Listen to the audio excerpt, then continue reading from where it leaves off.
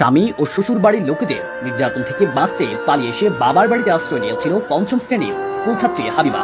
কিন্তু সেখানেও মেলেনি শান্তি, বরং পালিয়ে আসার অপরাধে ঘরের মধ্যে শিকড় বেঁধে অমানবিক নির্যাতন করা হয় তাকে। আর এই ঘটনাটি ঘটিয়েছেন তার মা বাবা সহ পরিবারের অন্যান্য সদস্যরা।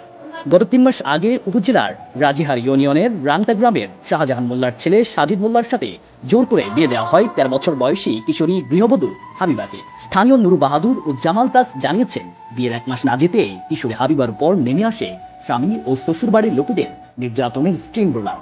সেই নির্যাতন সইতে না পেরে ১ মাস পূর্বে স্বামীর বাড়ি থেকে পালিয়ে বাবার বাড়িতে আশ্রয় নেয় স্কুল ছাত্রী।